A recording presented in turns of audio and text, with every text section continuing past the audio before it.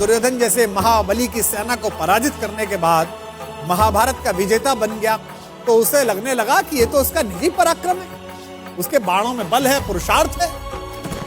अर्जुन मन ही मन इस बात पर इठलाते हुए अपने रथ पर सवार होकर युद्ध भूमि से लौट रहा था। जब अपने शिविर के आखिर में पहुंच गए तो उसके रथ पर बैठे हुए मधुसूदन सारथी भगवान श्री कृष्ण ने कहा, पार्थ, रथ से नीचे उतर जाओ। उसने श्री कृष्ण से कहा कि माधव, आप सारथी, आप उतर जाइए, मैं भी उतर जाऊंगा।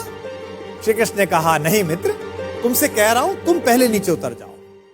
जब यह विवाद थोड़ा बढ़ा तो अर्जुन के ठीक पीछे खड़े हुए धर्मराज युधिष्ठिर ने कहा, द्वारिकाधीश अगर कोई बात कह रहे हैं तो उसमें कोई संकेत है। अर्जुन को कुछ समझ तो आया नहीं। भ्रुकुटी पर ताव देकर थोड़े अनमने भाव से अर्जुन रथ से नीचे उतर गया। अर्जुन के नीचे उतरने के बाद सब लोग जाने लगे तो कृष्ण जैसे ही रथ के नीचे उतरे, रथ में एक भयंकर विस्फोट हुआ और रथ छोटे छोटे टुकड़ों में बट गया।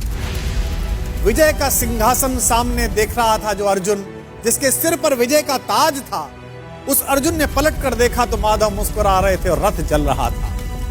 अब उसे यह तो समझ में आ गया कि उसके सखा श्री कृष्ण ने उसे रथ से नीचे उतरने के लिए क्यों कहा, और उसे विस्फोट का कारण अब भी समझ में नहीं आया था। अब उसने विनम्र भाव से अहंकार का तिरोहन करते हुए माधव से पूछा कि माधव, यह क्या लीला है? कृष्ण ने मुस्कुराते हुए उत्तर दिया कि पार्थ, युद्ध के इस दौरान इस रथ पर कई दिव्य शक्तियों का प्रयोग हुआ। तुम पर जिन घातक अस्त्रों का प्रयोग हुआ उसका बचा हुआ असर भी इस रथ पर था जिस पर हम सवार थे, लेकिन वे सारे अस्त्र शस्त्र और वे घातक शक्तियां केवल इस कारण से काम नहीं कर रही थी कि मैं वहां उपस्थित था। अगर आज मैं इस रथ से तुमसे पहले उतर जाता अर्जुन, तो इस युद्ध को जीतने के बाद भी तुम जीवित ना हो।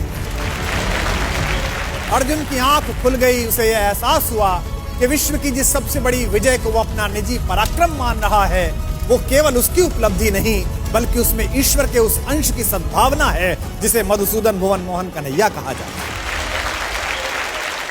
ये कथा ये बताती है कि सिद्धियों के मद में खुद को इतना शक्तिशाली मत समझो कि जिन्होंने हमें सिद्धियां दी हैं उन्हीं को आप आंखें दिखाने लगो। याद रखिएगा, आपकी प्रत्येक सफलता के पीछे कृष्ण जैसे ऐसे असंख्य लोग हैं जिनकी चुपचाप और अदृश्य शुभकामनाओं के कारण आप इस विजय रथ पर सवार हुए हैं। जब भी आपको यह लगने लगे कि आपने ये ऐतिहासिक उपलब्धि स्वयं की बुद्धि शक्ति के कारण पाली है, तो बस उन लोगों के बारे में सोचिए जिनके सहयोग के बिना आपकी ये यात्रा इतनी आसान न होती।